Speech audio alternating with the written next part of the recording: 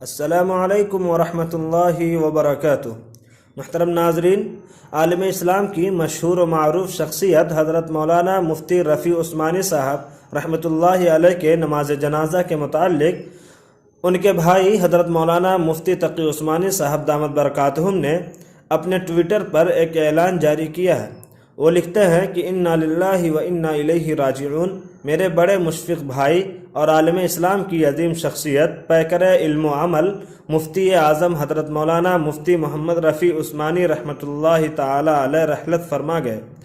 ان کی نماز جنازہ انشاءاللہ بروز اتوار 20 نومبر کو 9 بجے دارالعلوم کراچی میں ہوگی۔ ناظرین، مفتی تقی عثمانی صاحب کے اس اعلان پر کافی لوگ چیم جبی ہو گئے۔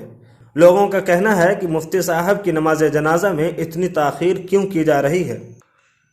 ناظرین، اس کا جواب بھی حضرت مولانا مفتی تقی عثمانی صاحب دامت برکاتہم نے دیا ہے۔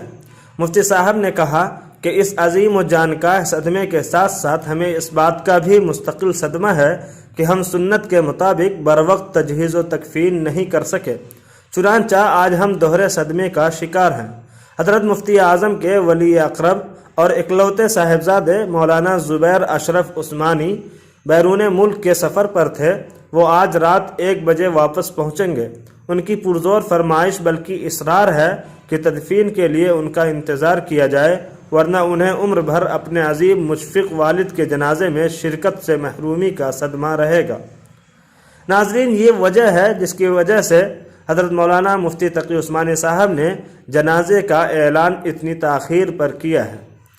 بہرحال ناظرین، دعا فرمائیں کہ اللہ رب العزت حضرت مولانا مفتی رفیع عثمانی صاحب رحمۃ اللہ علیہ کی بال بال مغفرت فرمائے، ان کی خدمات کو قبول فرما کر ان کے درجات کو بلند فرمائے اور ان کو جنت الفردوس میں اعلیٰ مقام عطا فرمائے اور ان کے لواحقین و پسماندگان کو صبر جمیل عطا فرمائے۔ السلام علیکم ورحمۃ اللہ وبرکاتہ۔